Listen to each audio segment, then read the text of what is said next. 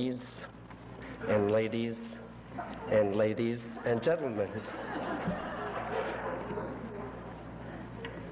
This evening I'm standing here replacing Dr. Jacques Goulet, who is chairman of the Religious Studies Department and whose mother died over this past weekend.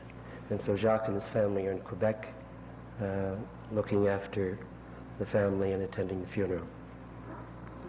I'd like to welcome you to the fifth in the series of Elizabeth Seton lectures. And at this point, before we get into the heart of the matter, I would like to ask Sister Anne Flemming, who is Provincial Superior of the Sisters of Charity of the Halifax area, to recall for us the origin and purpose of these lectures. Sister Anne?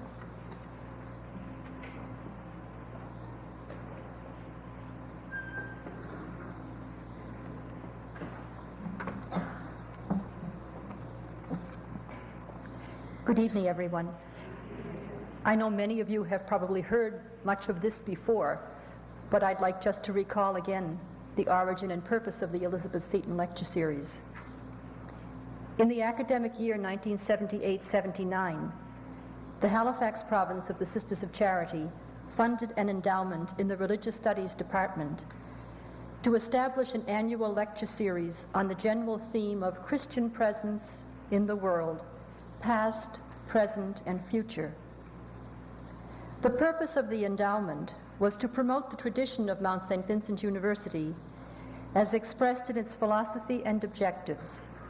And I quote, "Mount St. Vincent is rooted in a Catholic tradition marked by a strong commitment to understanding the truth, intellectual vigor, and social responsibility. The university recognizes the need of moral convictions as the foundation of a worthwhile way of life and seeks to develop in students a willingness to establish a priority of values to enable them to judge, evaluate, and decide in a responsible manner." End of quote. By bringing to the Mount such eminent exponents of Christian thought as Dr. Monika Hellwig, the Sisters of Charity desired to make available the opportunities for challenging Christian thought. You may wonder why we chose the name Elizabeth Seton for this lecture series. As Sisters of Charity, we honor Elizabeth Seton as our foundress, and we believe that her life as wife, mother, convert, educator, and religious can speak profound truths to all of us. Our heritage from Elizabeth Seton has been a rootedness in Jesus through an involvement with the world in order to make the reign of God a reality in that world. It is the responsibility of leadership in our congregation to constantly discern the quality of our apostolic spirit, as well as our fidelity to good theology, to a sensitivity to the human spirit of the times, to the mission of the Church as it is proclaimed in its doctrines.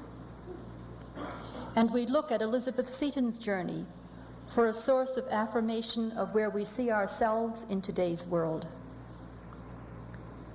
The essence of her spirituality was life around her, God's presence in creation, in the Eucharist, Scripture, longing for union with God, zeal for spreading the gospel message, for care and ministry to the poor. We are pleased that the Religious Studies Department of the Mount has invited such a noted theologian as Dr. Hellwig to carry forward the challenging message of Christianity in our times, as Elizabeth Seton did in hers.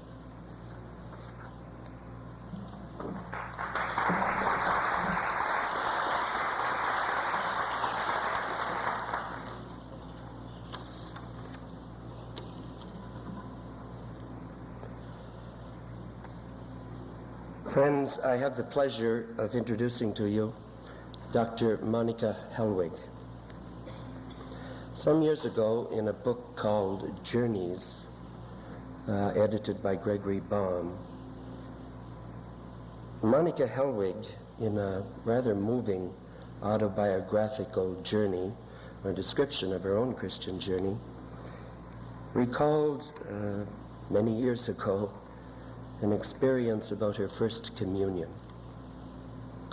This took place in a little village in Holland called Limburg.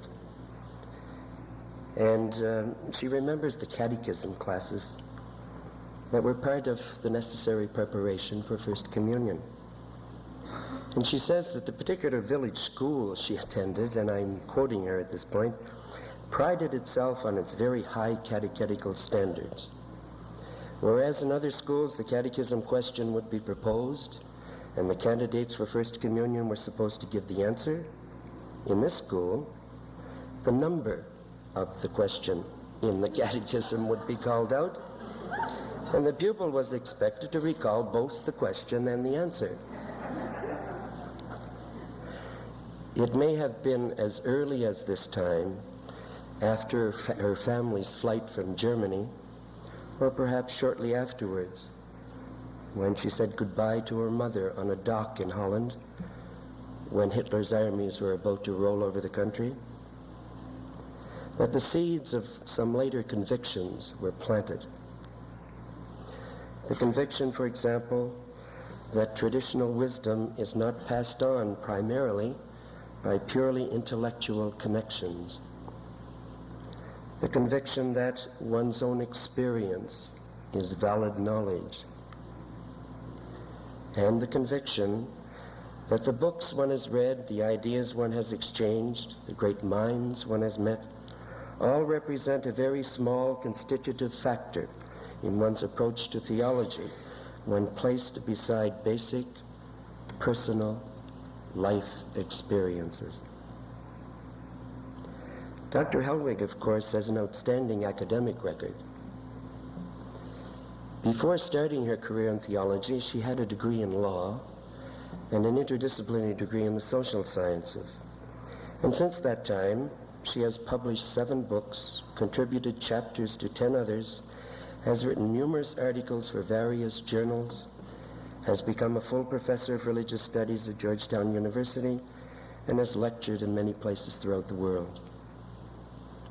But her breadth of view, scholarship, and insight are joined to an uncommon simplicity and humanity grounded in the gospel. She is a single parent of 3 biracial adopted children. Perhaps this has something to do with her gift of wholesome good sense. Her lifelong interest has been centered in a ministry and care for people's lives and faith. She is concerned with the inner needs of the human heart. We also recognize and applaud her honesty in confronting even the thorniest issues, which she does with sensitivity and perceptive thinking. Ladies and gentlemen, I now invite Dr. Monika Hellwig to speak to us of Ministries and the Church, a Lay Perspective.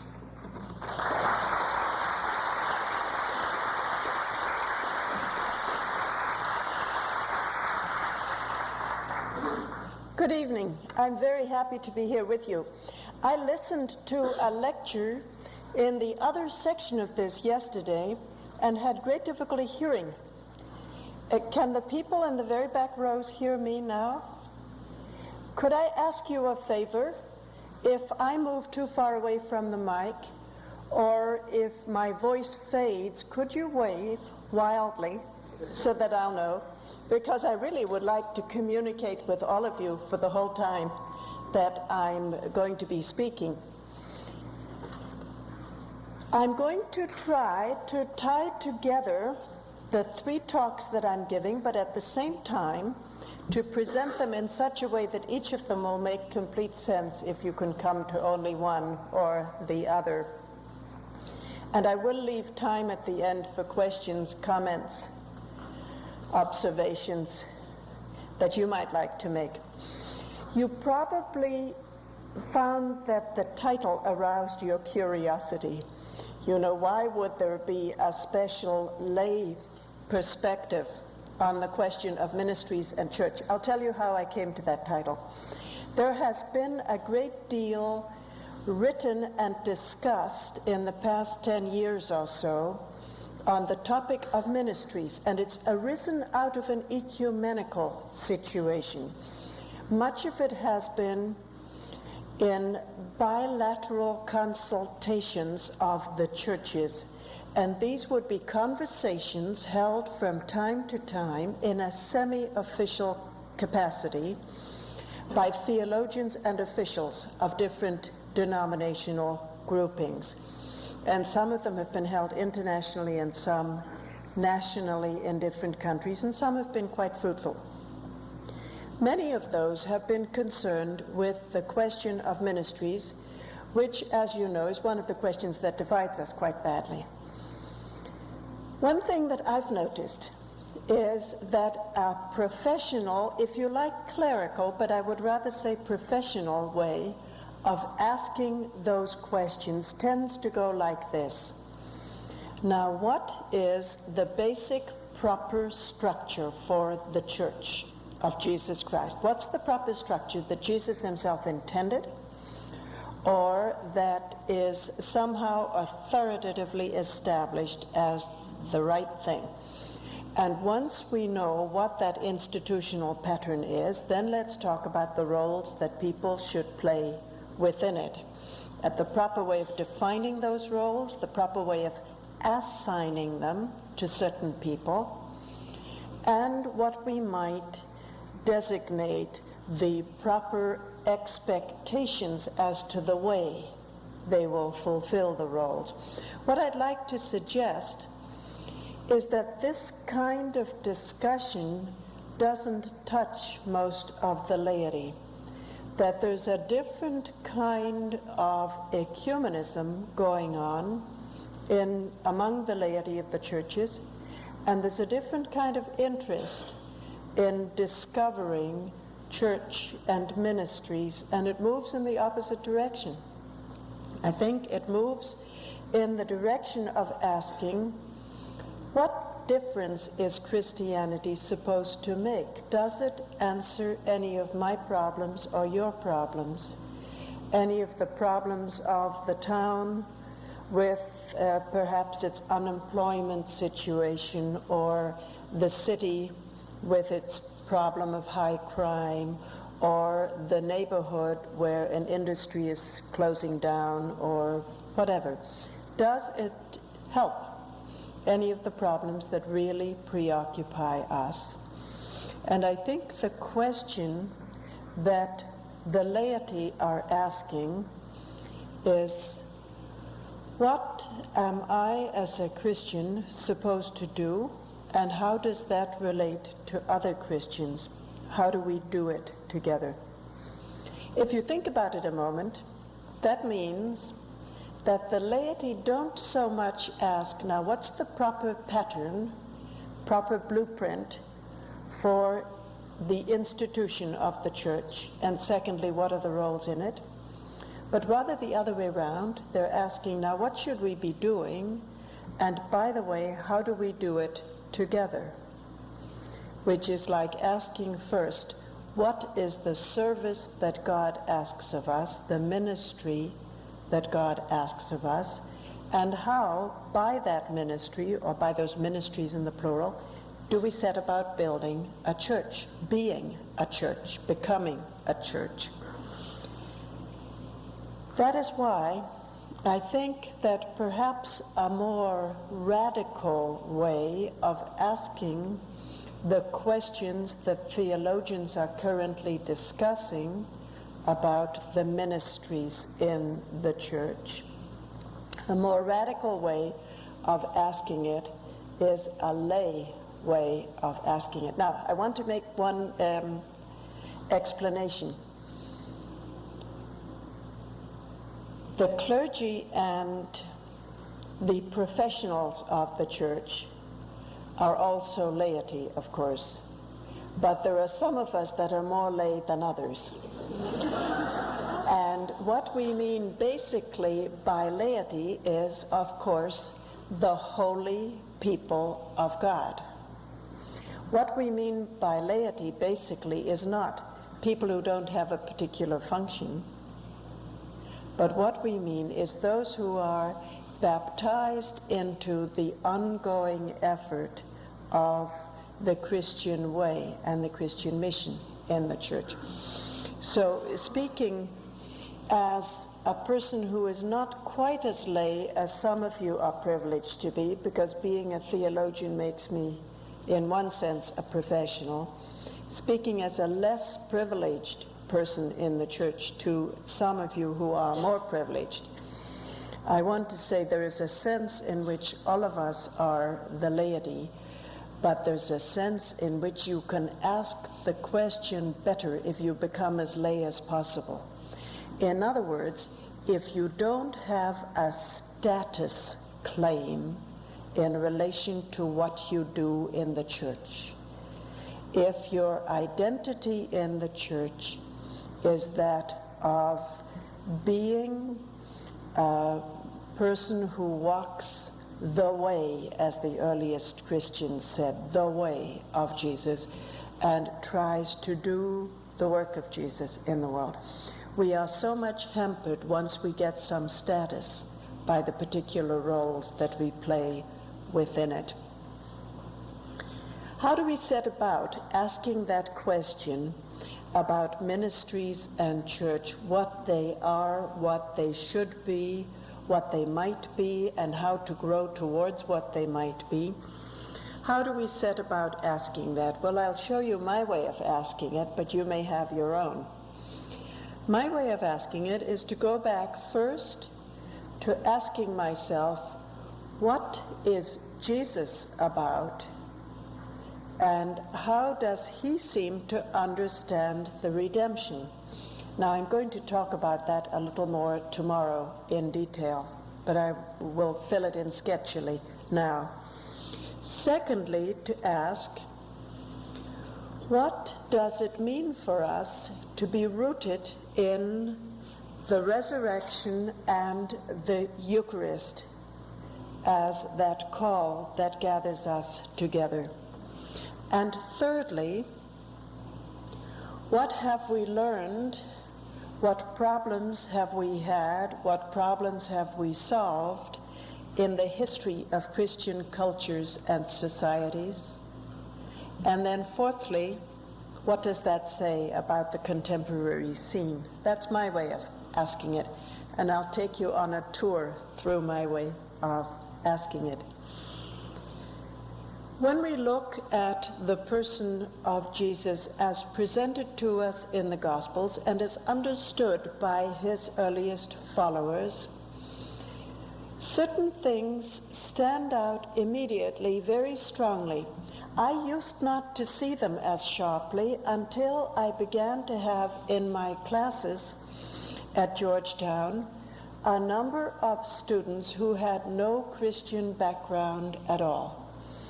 I had a number of Jews, I had a scattering of Muslims.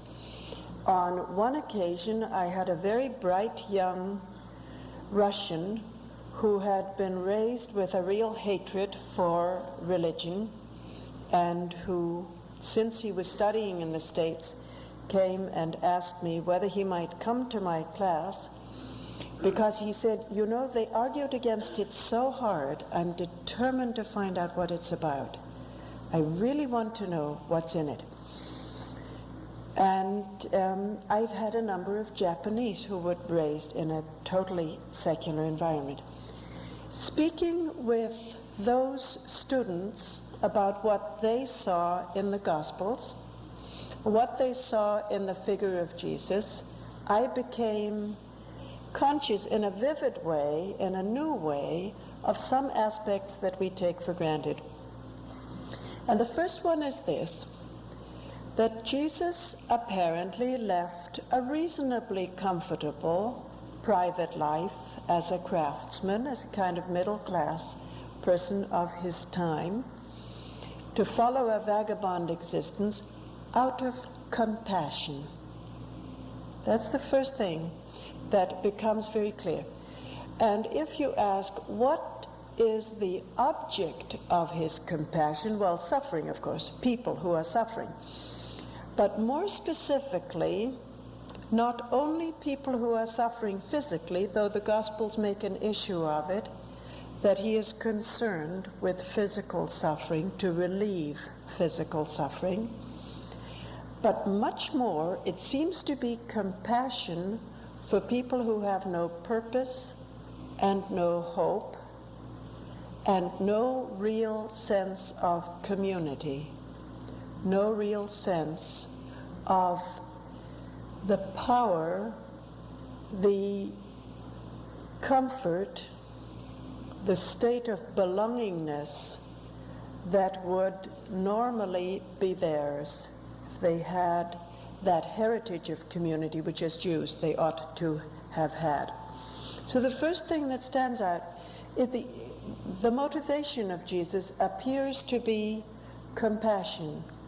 And the second thing that stands out is that what he thinks he can do for them seems to be largely a matter of arousing from them a sense of hope, of dignity, of being loved and wanted by the creating Father of all, a sense of purpose, a sense of the possibility of being in community with others, a sense of personal worth and dignity transcending any of the tragedies of the Roman occupation, the poverty, the social oppression, the economic deprivation, and so on. And if we ask further, how did Jesus seem to think he could bring that about? The Gospels make it very clear for us in scenes such as those of the temptations in the desert. The Gospels make it very clear for us that he didn't evidently think that it was something that he or the Father should do by magic tricks on behalf of other people. He evidently thought that it was something that had to be liberated in their freedom, had to be brought right out of them themselves.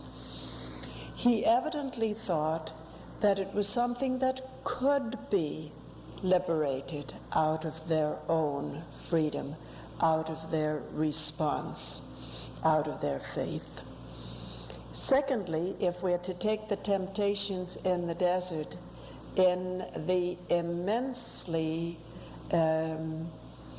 allusive and symbolic sense in which it's evidently meant, secondly, he seems to conclude that simply technical progress, simply meeting physical want, simply supplying the material element doesn't achieve it, because the radical problem is not the lack of material things, but the lack of human response in community, in hope, in faith, in love.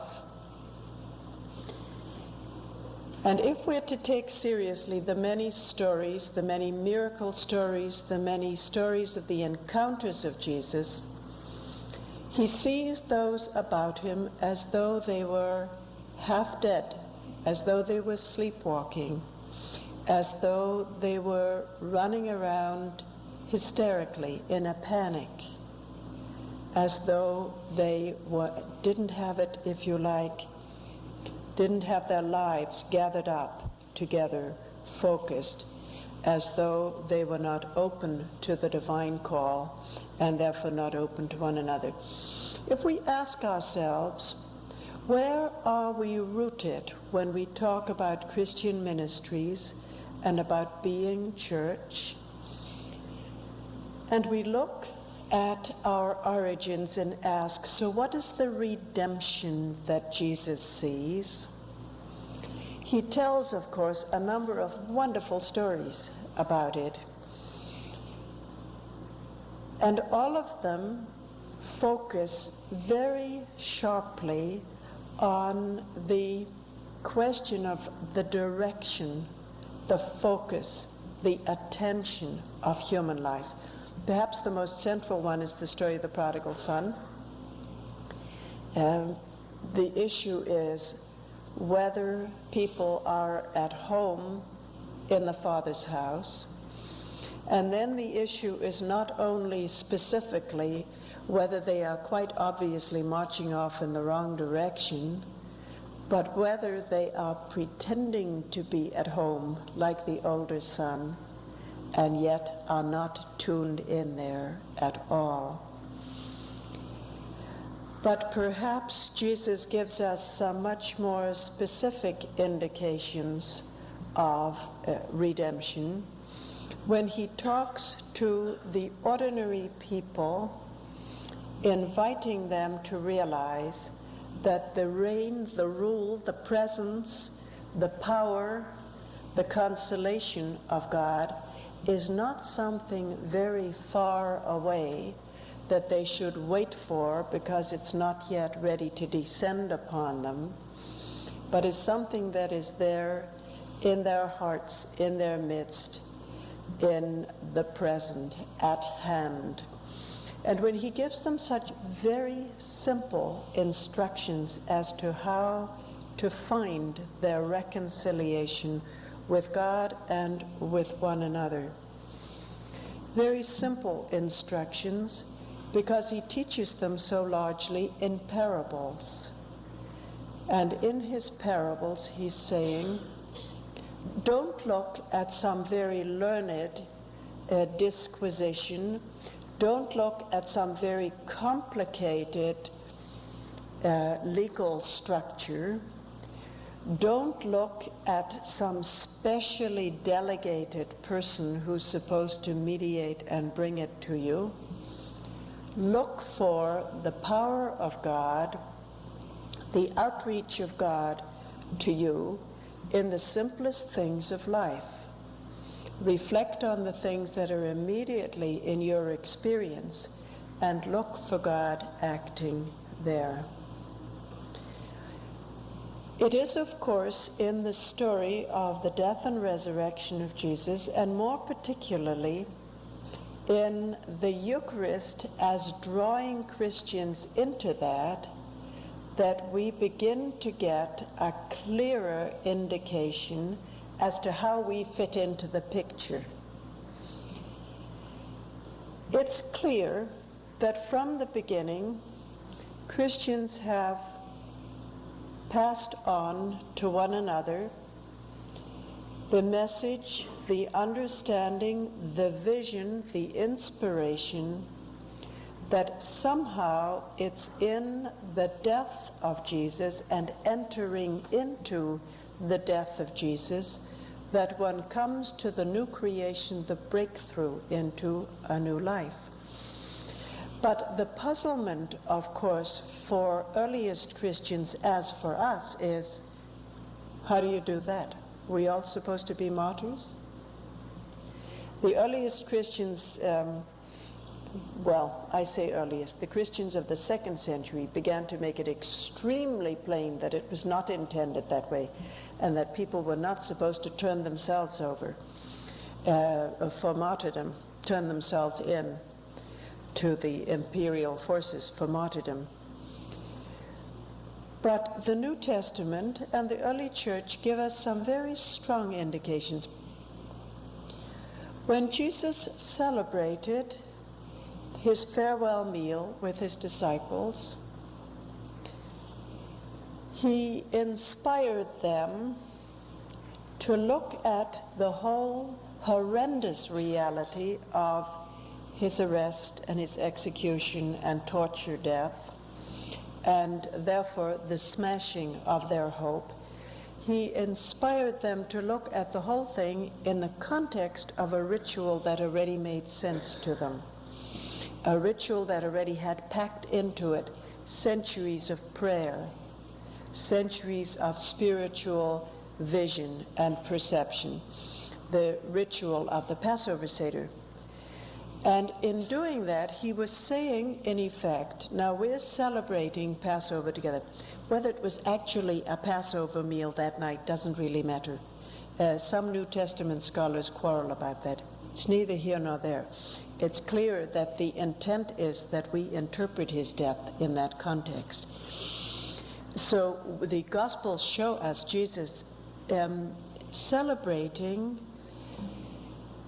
the peoplehood of Israel, celebrating the peoplehood of Israel as the chosen of God, chosen to be witness people, chosen to experience the mystery of God's presence by their peoplehood, and celebrating it by going back to the foundation. And Jesus says to his followers, his intimate followers, now this unleavened bread of the Passover that we're breaking as part of the ceremony for the blessing, this bread of affliction, as we call it, because it recalls the suffering of Egypt and the additional suffering we went through in the liberation.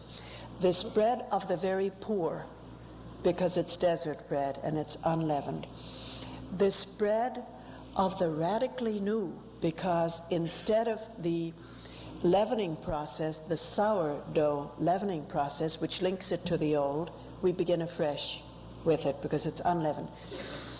This bread of affliction, of the radically new, of suffering, of the breakthrough, what is it for us? And he says, well, it's the breaking of my body in death.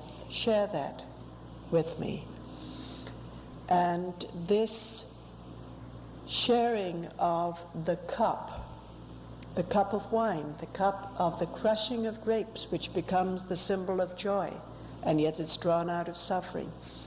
What is it for us? Well, it's the shedding of my blood in death for the great reconciliation, for remission of sins. Share that with me. And Jesus says, in effect, I know that this doesn't mean anything to you, but just as I have taught you in speaking parables to you, so I want to teach you, to lead you by being a parable for you. Enter into this, keep coming back here, keep meeting me here, and bring to it your life experience, your questions, and take from it the inspiration, the new light, the new perspective for your life, to see where it leads you. Keep coming back. I know you don't understand it now. And in a sense, when we're talking about what it is to be church, when we're talking about ministries or the services that we are supposed to render to God, to the Word of God, to the process of redemption, to the people in the world, as Christians, we can never move away from that context of Eucharist. This is where we are brought back to try to understand. And this is where Jesus follows through exactly what he's done all along in his teaching. He has taught in parables, he has taught in very ordinary language, and he has taught people to look into the resources of their own conversation with God. He has handed over to them in his death the Spirit, his Spirit, the creative Spirit of God by which all things are made in the first place. He has given back to them the Spirit of God, and he has said to them, your initiative counts. I'm not able to pull down salvation from heaven like Prometheus bringing the fire and toss it down on the earth. I'm not able to dump the redemption on top of you. I'm not able to transform you without your participation in freedom, in your initiative, in your creativity, in your experience. This is what it is to be church, to be drawn into that gathering again and again, asking, so what is my role? So what am I supposed to do? To bring to it questions and to take from it always new perspectives and new insights. And when we do that, does our tradition give us any help? What do we learn from the history of Christian cultures and Christian societies? We learn quite a lot. And the first thing that we learn is, of course, from the letters of Paul in the New Testament. And Paul says, for heaven's sake, don't you recognize the body? You are gathering here to celebrate the presence of the risen Christ, the risen body, and you don't recognize the body. You know why I know you don't recognize the body? Because you discriminate against the poor, and you make people feel embarrassed. You have factions. You are not together. You are not living in compassion. This is blasphemy. This is sacrilege. You don't understand what it is that you celebrate. You're trying to skim off the top of your lives a little ritual and make that an official process of salvation. And at the same time, you're not responding to what the ritual means. And Paul puts great emphasis, I was talking particularly about 1 Corinthians. Paul puts great emphasis on the idea that whatever else it means to enter into the death and the resurrection of Jesus, it means to leave behind certain kinds of selfishness, factional interests, feuds, old vendettas, the pride of status and special class and so on, to leave those behind and become in a much deeper sense one body in Christ, become in a much deeper sense community. But the history of Christian cultures and societies has taught us much more, of course, over the ages. They found very soon that when they responded to the call of Christ and heard the invitation of compassion, of community, of reconciliation, of breaking through boundaries and feuds and class distinctions and so on, they found that when they responded to that, all kinds of possibilities opened up of creating a new community. And we know roughly the history of what happened. We know, for instance, that the initial impact that these little communities made on their society was electric, that they grew very rapidly. We know that people found them attractive without always understanding why. John's Gospel puts into the Last Supper discourse the idea that if they could be one with one another, as he and the Father were one, as he himself was wholly tuned in to the Father, that if they could be one in him and the Father, that the world would know without further complicated exegesis, that the world would know that the Father had sent him. In other words, to put that in some ruthlessly secular terms, that people would stumble across this experience and this community and know it's self-validating. You don't need a whole big apologetic. You just need to experience the different quality of life that happens in such a community, among such people, And you know from that experience, this is basically what human life is supposed to be about. There's a focus to this. It's rooted. It's right. It just tests out right in my own experience. It brings things into harmony. It brings things into focus. I don't need to look any further. It's at that point, of course, that they begin in a more technical way to build church, because people add themselves to their number, as the Acts of the Apostles say, and people want to know what motivates you, what holds you together, what is your vision, what is your hope, by what plan or vision or insight or rule do you live that makes things so different. Now there we begin to get into the tension. What happens when people come and want to know, where is the source of your different way of life? Several things happen. They have to tell the story. And the story gradually becomes crystallized into an official form. And as it becomes crystallized into an official form, they begin to get official storytellers.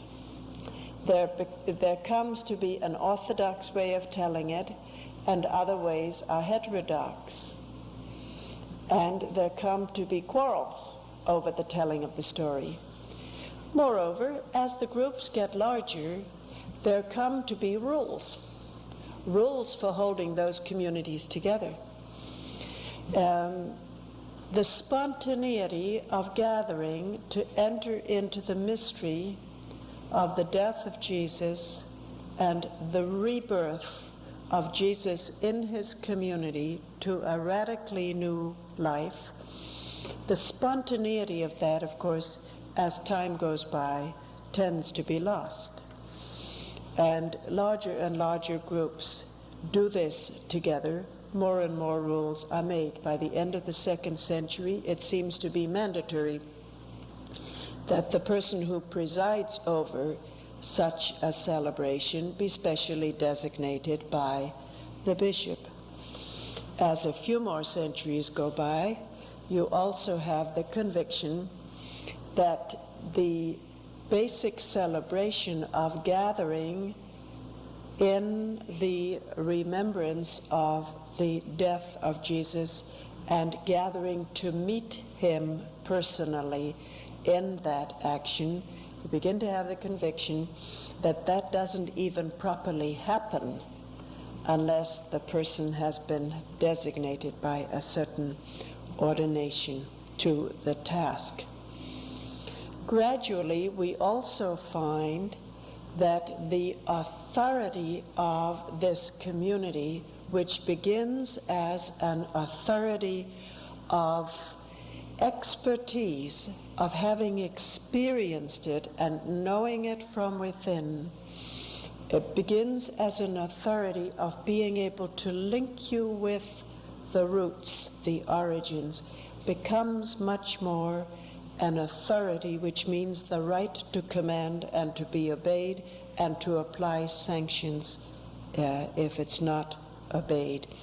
We know a little about how that happened. It happened in the 4th century with the Constantinian establishment of bishops as functionaries of the Roman Empire with certain authority as notary publics and so on, and petty claims court judges, and the right to certain executive privileges and to using public buildings and so on.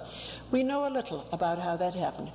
And gradually, of course, what happens is also that as the perspective on authority changes and as the concern with holding it together gets tighter, that it becomes important to mark the status of those who have the right to decide and those who have the authority to act, and those who have the claim to adjudicate officially on what is the Orthodox teaching.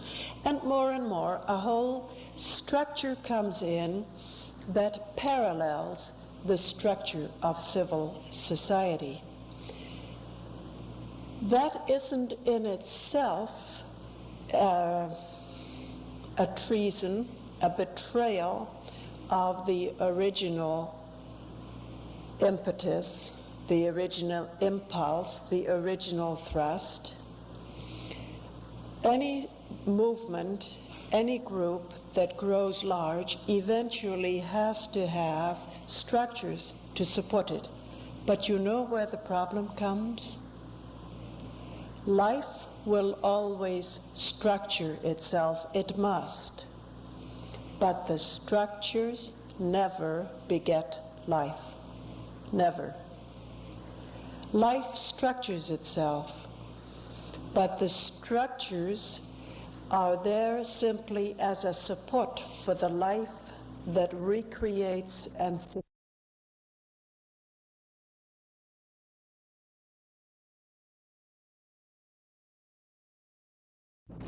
the result of that, of course, is that more and more church began to mean the officials, the professionals, the people responsible for government, for sacramental ministry, and for the maintenance of church organizations and institutions.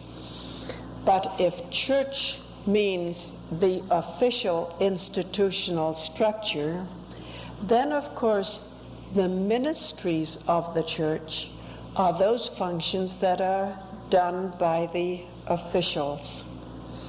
I believe that one of the reasons that we've had a series of schisms in the Western Church, the schisms between East and West, and the early schisms between the extreme East and the rest of the Church, had a different reason. But I think one of the reasons that we've had a series of schisms between the different groups in the Western Church in history is that again and again people have discovered that church means the holy people of God always in a process of assembling, always gathering.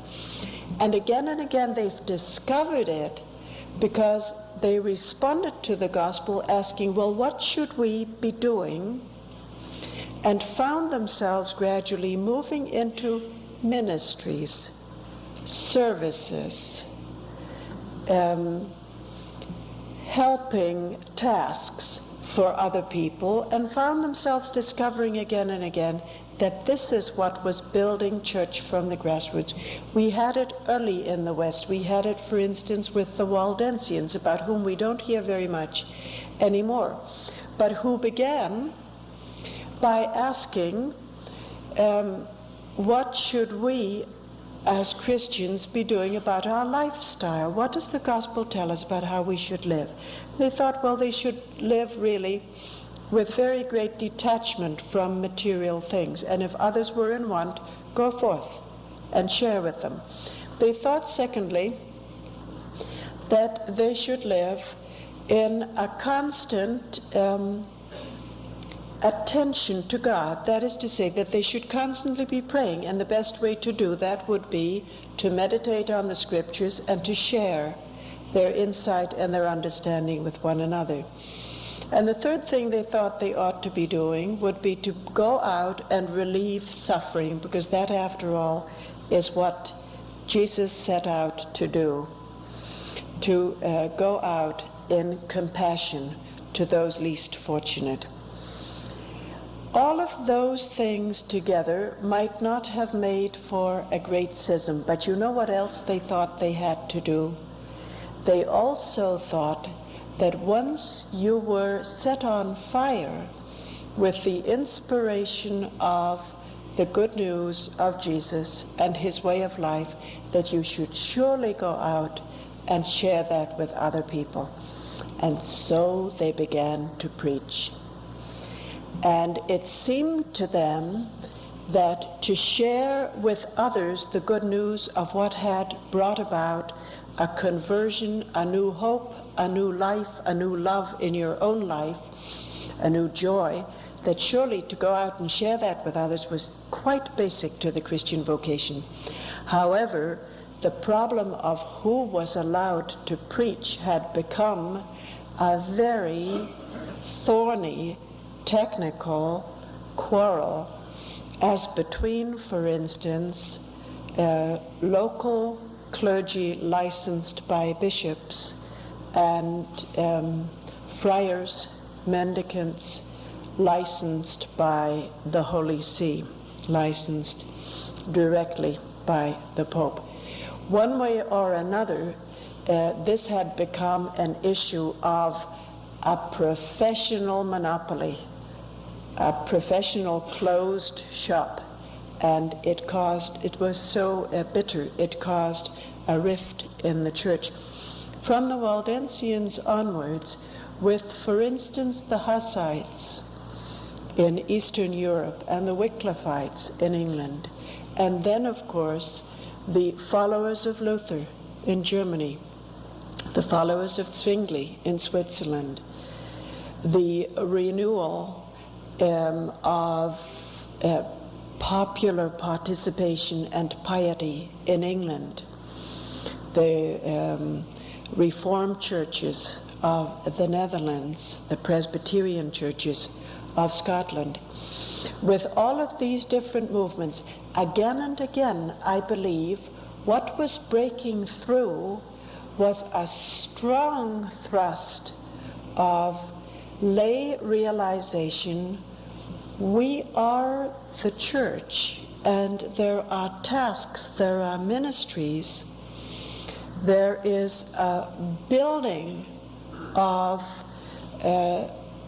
the community that will be open to receive the reign of God. There is a task for us in that we must assume. And again, I think the laity discovered the role of creativity and initiative. Again and again, the laity really looked both to the parables that Jesus spoke and the parable that Jesus was. And when they looked at that parable, they recognized the pattern of their own lives and the pattern of their own calling. And they began to see the task of being church and the task of participating in the redemption in new and vital and urgent ways.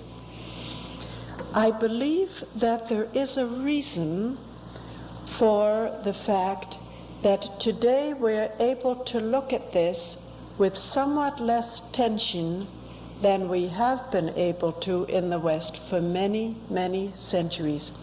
The reason, I think, is that in our technical theology, our professional theology, there has been a new focus.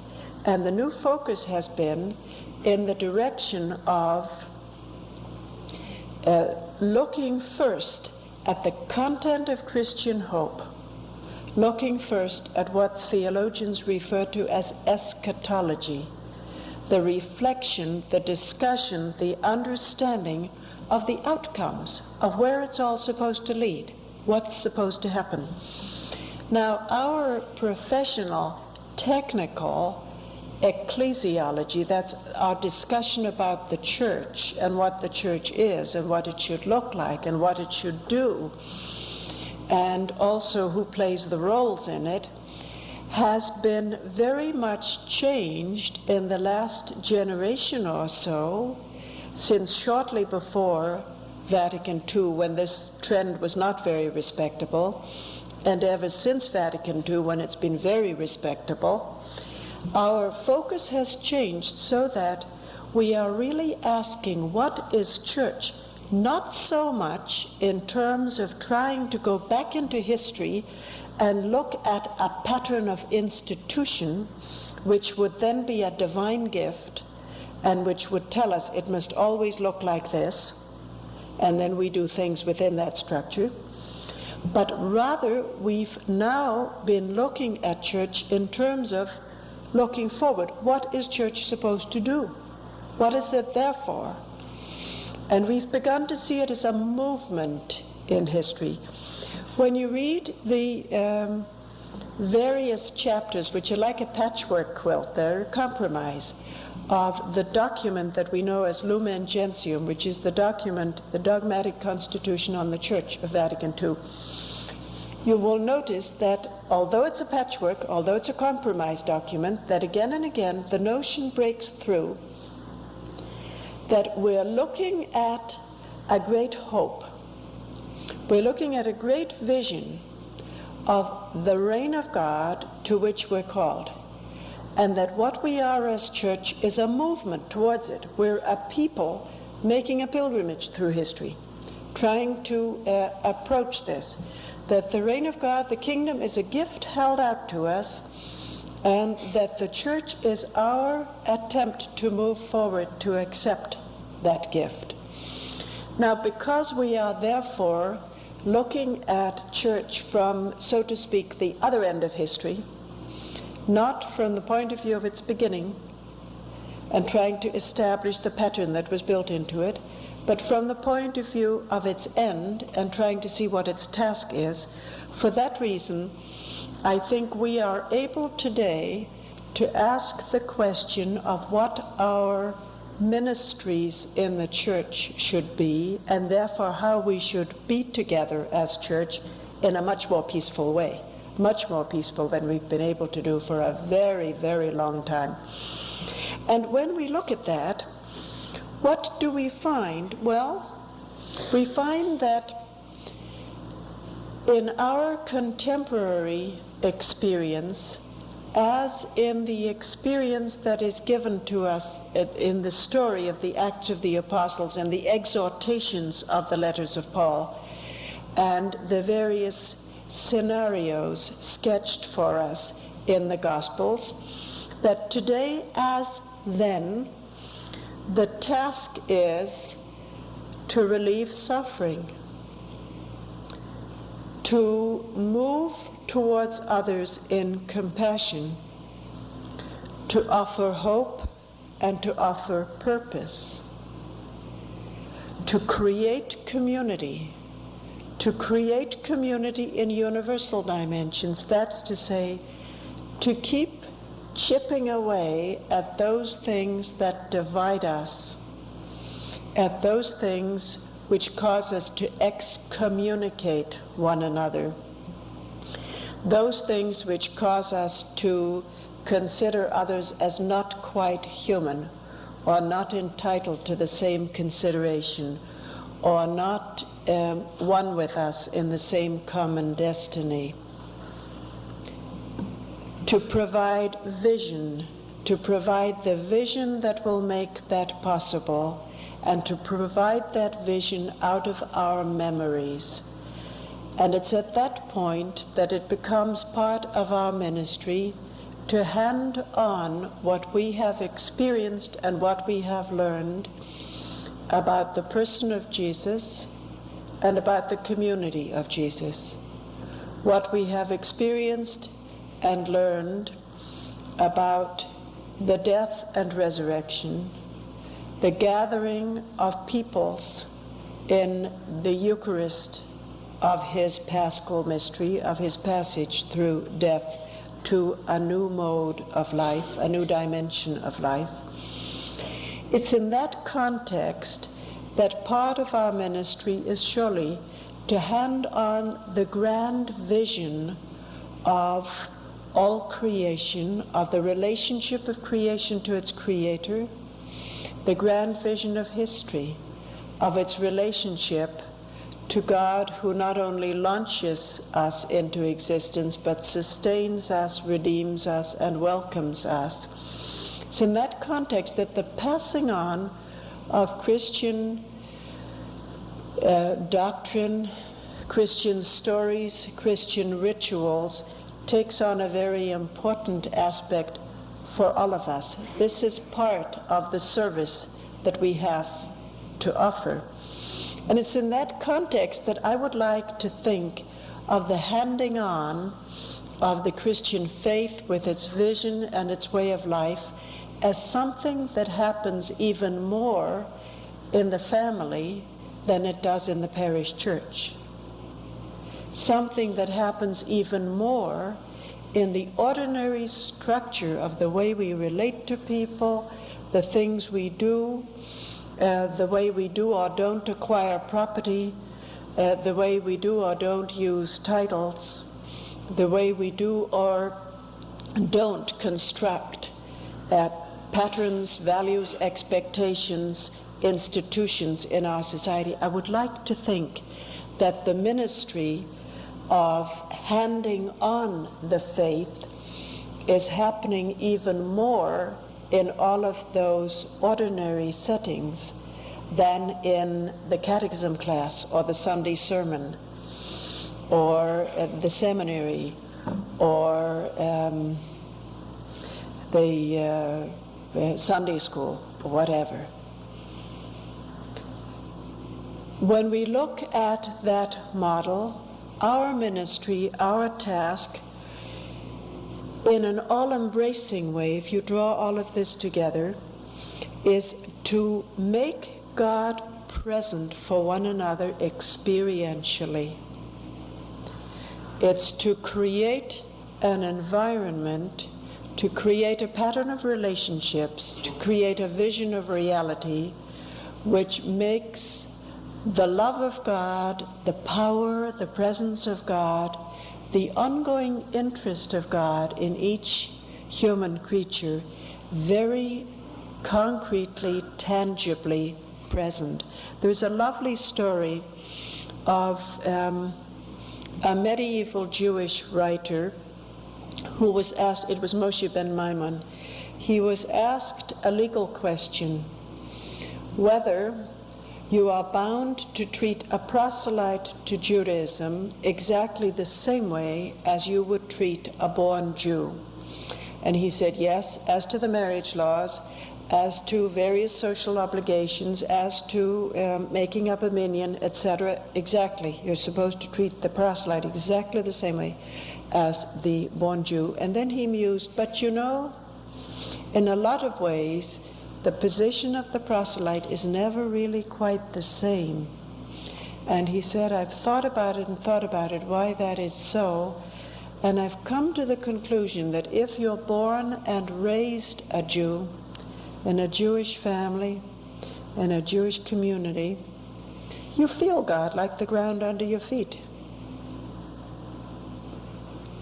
And he was able to say that because the whole task of being Jewish, as he understood it, was so to structure society that in their peoplehood, in their relations with one another, in their way of measuring time and marking space, in their way of viewing society, their way of setting up a home, in their way of eating and sleeping and walking in and out of houses and dressing, that in everything that they did, they were to sustain one another in feeling and seeing and tasting and hearing the presence of God in their lives.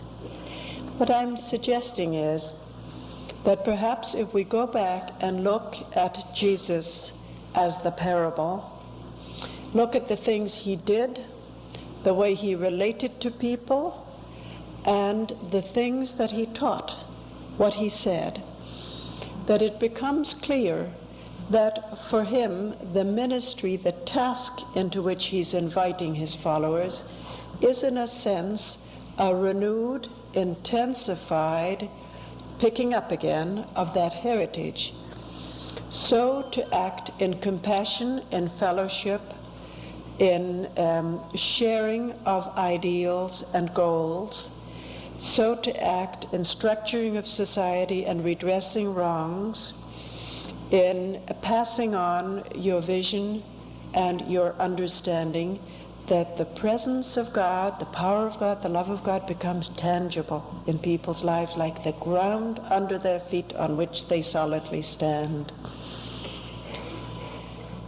The ministries that make us church would better be thought of not in terms of exactly who may say the words of consecration at a Eucharist, who may ordain another to that task, who may, in the name of the church, officially pronounce an absolution from sin. I think the character and shape of our ministries would be better understood if we think of them in terms of these specifics that I've mentioned, and then perhaps think of them in terms of some all-embracing categories. And I think the categories are that our task is reconciliation in all dimensions.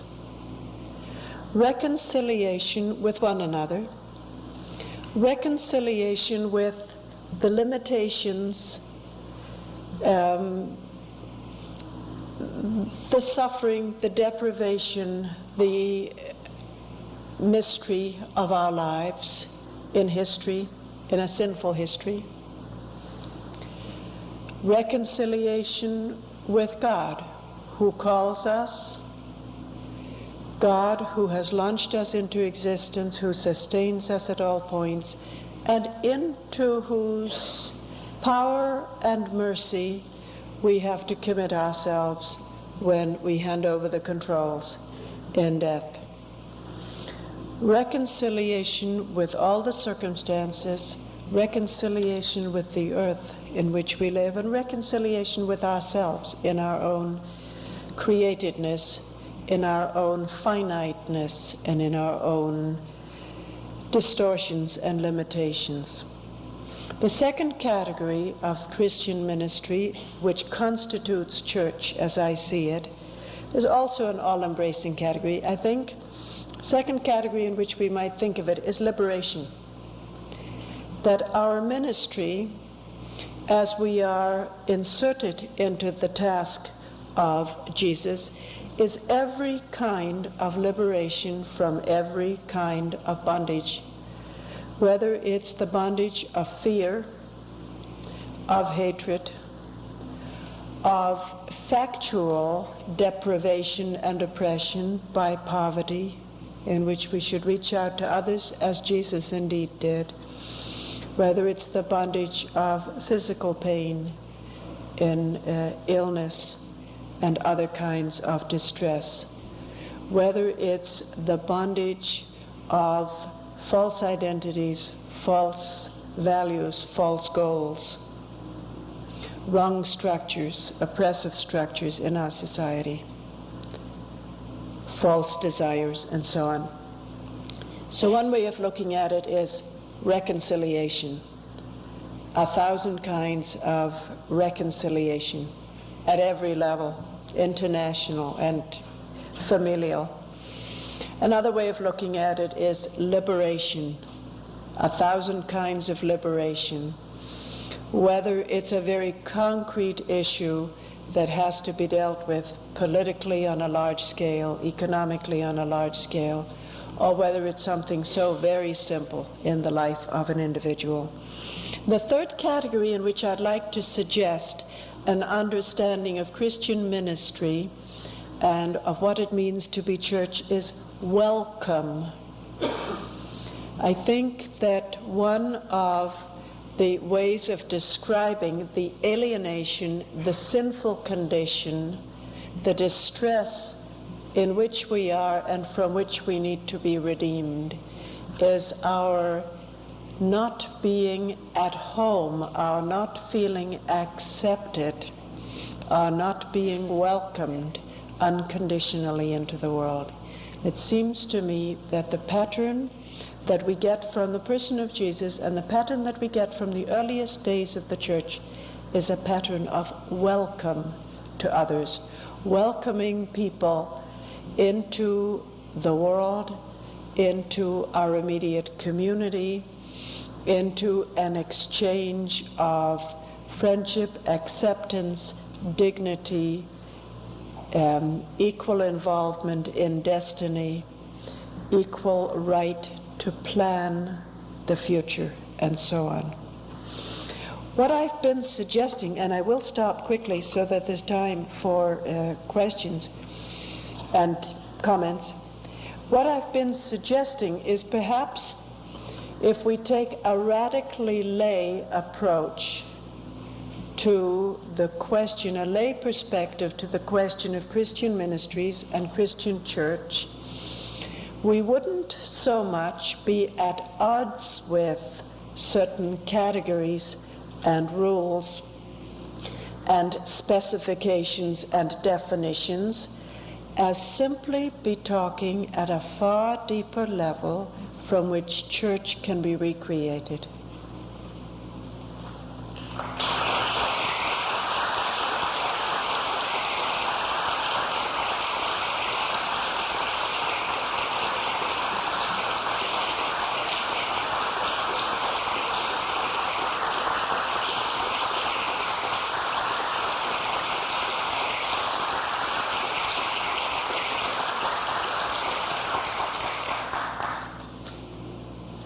I'm game for any questions or comments or observations that you might like to throw in. There is a microphone here in the center aisle, on the center steps, if you're afraid of speaking up and not being heard.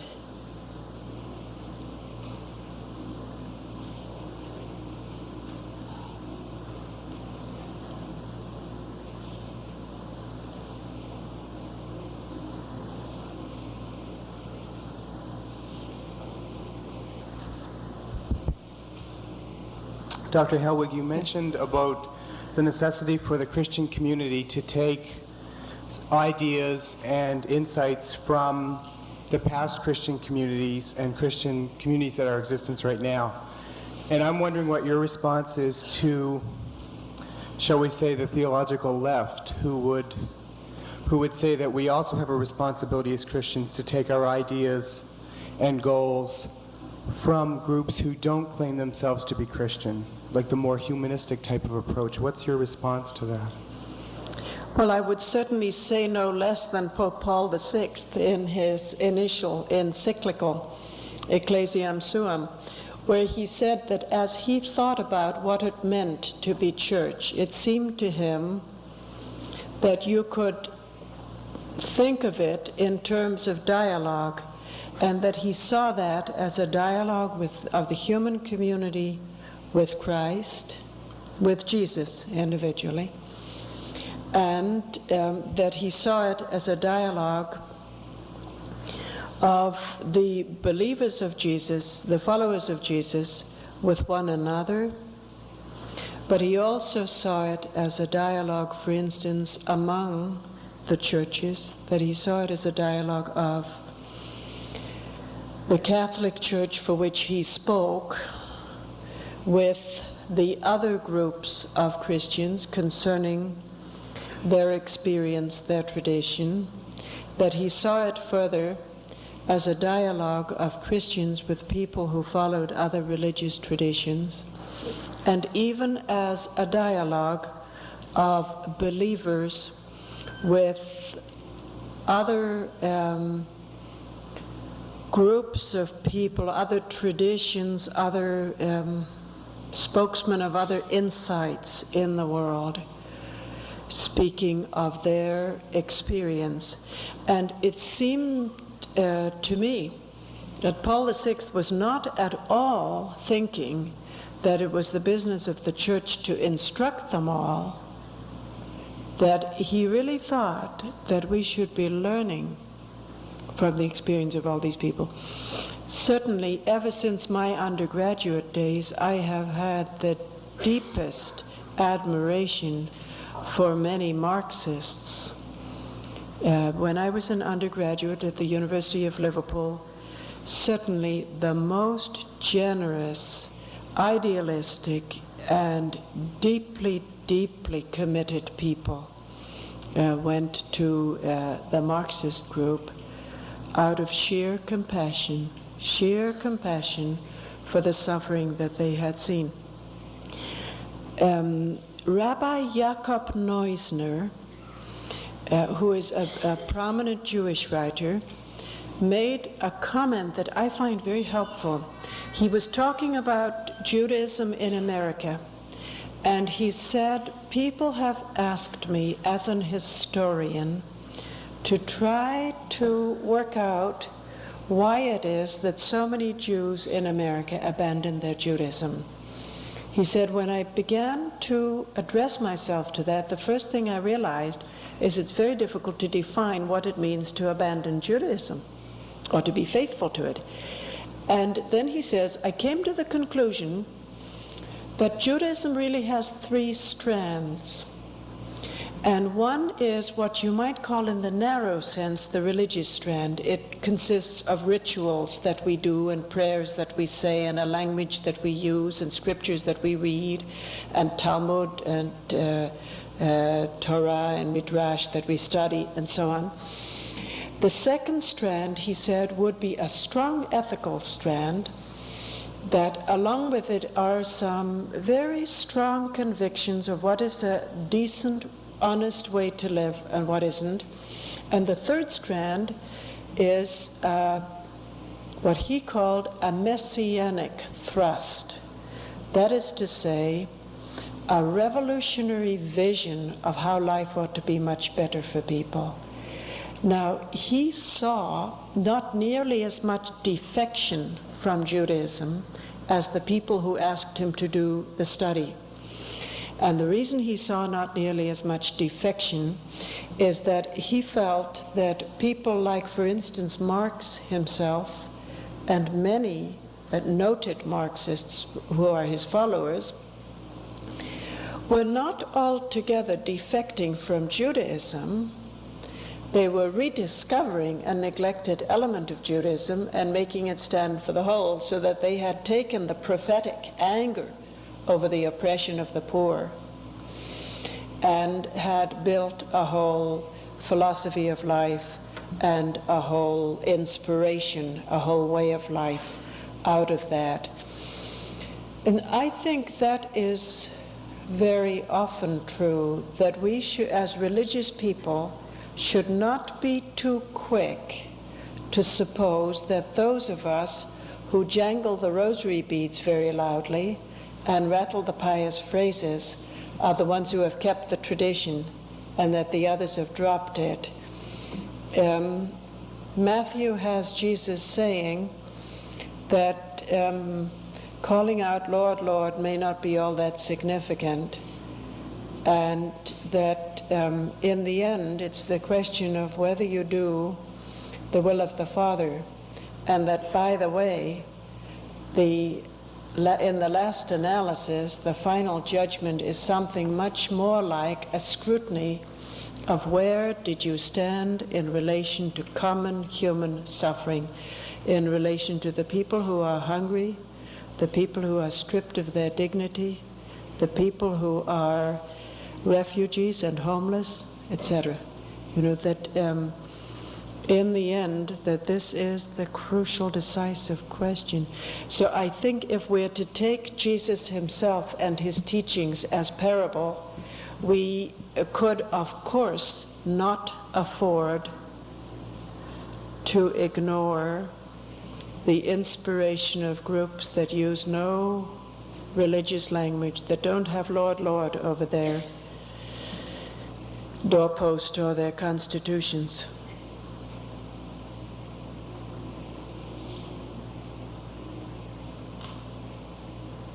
You're afraid that would make you sound like a secular humanist? Yes, but they were always accusing Jesus of that, if you remember.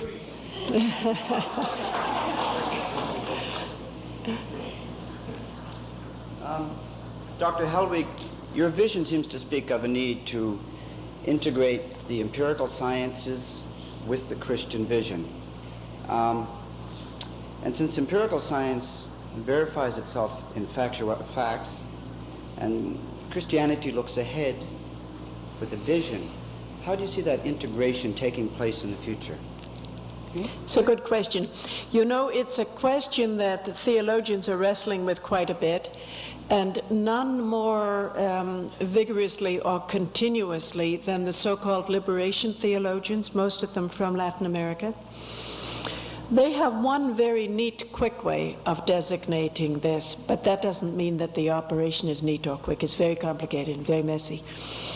But their neat way of saying what they're trying to do is that they think that politics and practical economic strategy and the actual readings of the social sciences intersect with the Christian endeavor in what they call the utopia. And they explain that this way. They say, wherever you are in history and experience, you're always projecting ahead of you where you'd like to be in terms of suffering and problems that you're trying to negate, deprivations that you're trying to overcome, suffering that you're trying to eliminate, problems that you're trying to solve. And their answer is, it's in the projection of that concrete next step that you bring together a radical vision and dream of what human life is intended to be, with a ruthless scrutiny of what constitutes our present situation. You know, what makes this pattern of international trade? What brings about the increasing power of the multinational corporations? What, in fact, is causing the huge unemployment of a particular area? What causes this pattern of migration, which gives us more and more shanty towns with less and less human dignity? They would say we look to the social sciences for the most ruthlessly, doggedly persevering analyses of that we can get, knowing we could be wrong, we might not have the whole picture and so on, but provisionally we get what we can of an analysis of this particular situation, what's causing its problem. We draw from our economic theory and our political expertise and theory and possibilities of political structure some strategies for dealing with this, for getting us to the next point. And what we do is we draw up what they call a utopia. But for them it simply means the project of where we'd like to be tomorrow or next year or in our 5-year plan or whatever. It's a technical way they use the word utopia. We draw up that scheme, and the scheme will be hatched out of a vision of an ideal dream of total human dignity and freedom for everybody and so on. Freedom from want will be hatched out of that, brought into sharp confrontation with the actual analysis from the social sciences of where we stand and how and why we stand there and what are the mechanisms for affecting that situation, for modifying that situation, and a kind of art of politics. The utopia will be hatched, they say, out of the combination of those three. Now, any attempt to date to produce a theology for a particular situation that already enlists the insights of and analyses of the social sciences as well as the political possibilities, any attempt to do that to date has been very poor, always been very inadequate. But this is in part because when you try to analyze, for instance, what makes the economic problem of a particular city or a particular country economic theorists are not going to agree. The economic analysts aren't going to agree. So that politicians, as well as theologians, when they meet your statisticians and market analysts and so on, are still going to be in a guessing game. And so, of course, are the theologians. But you mentioned they, I mean, the various theologians in South America. Do you agree with them in stating their opinion? yes, I do. I think that we're quite far from being able to accomplish very much in putting the pieces together, but that as inadequately as we're doing it, that's what we've got to do. They have been more successful in criticizing the present problems of church policy and church interventions in the political arena, and criticizing the present focus of theology, which gives the hierarchy, the sense of where the church policy should be. They've been much more successful in criticizing that and showing the inadequacy than in really constructing a new approach. Most of the texts in liberation theology are still a critique of the old way and a plea for doing it a new way, and I still don't find there much of the new way happening. But that's in the nature of the situation. I mean, that's not a personal slur on the people who have tried to do it. It's just that what they're attempting is extraordinarily difficult.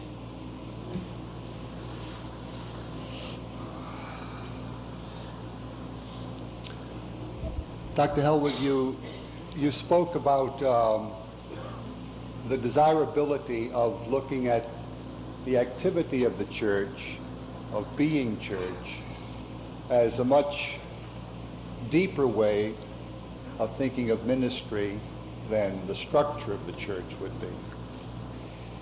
But could you come up to the surface a little bit and talk about the structure of the church and address the question whether it would be desirable in the structure of the church to break the clerical monopoly, whether there should be lay presence explicitly as lay in the structure of the church. I'm referring particularly to something like the first International Congress of the Laity, where thoroughly checked out types went and were found to be altogether too unruly. And there's never been any talk of another Congress on the laity. It's difficult to answer your question in the terms in which you asked it when you ask, should there be lay presidents? I presume you mean of the Eucharist. Governance of any kind, organization, Yeah. this entering into what we conceive as the structure. Right. You see, what I think you're really asking is, should we redefine what it means to be a priest and what it means to be a bishop? Because in our present structure, we have clustered a number of ministries which need not all be clustered together, but we've clustered them into priestly ordination and put them in with so many further specifications and restrictions that the priest is a very, very separate person from everybody else.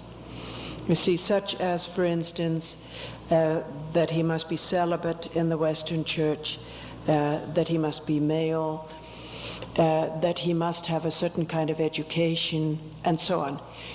So I'm not sure that the question is rightly whether the laity ought to be able to do some of the priestly roles and whether the laity ought to be able to do some of the episcopal governing roles, as it is the question of whether the ministries should be differently clustered.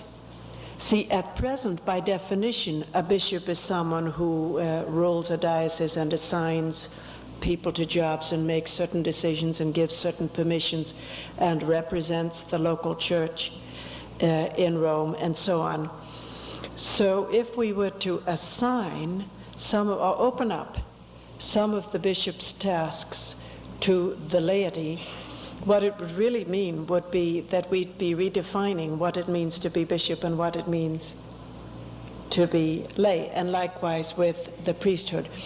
If you ask where I stand on that, I think if we look at the whole history of the church, that it's quite evident that the clustering of ministries as we now have them is conditioned by the culture and the history of former times, and that we would be very free to uncluster and recluster them.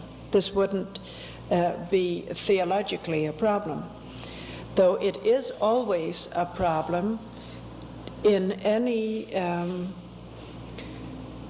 structure, any institutional structure, to take away from people the established prerogatives of their position. You know, I mean, it's very difficult to redefine roles, taking away authority and taking away functions from anybody. And that's doubly difficult if you're dealing with a hierarchy in the strict sense. That is to say, a sacred governing project. Then so much ideology has gone into the definition of the roles that many people will think of them as untouchable. Then it would be very difficult to change it. But the fact of the matter is that the more studies are being made of the history of the institutional church, the history of how we've structured ourselves, the more evident it is, especially in ecumenical encounters, ecumenical conversations and studies, the more obvious it is that these ministries were clustered this way in response to the times. And the more this becomes widespread, this knowledge, the less people will have a sacred sense about the role definition, the more it will be relativized to the project. And I do believe, as I said earlier on, that once more and more Christians are thinking in terms of the goal, which is to welcome the rule of God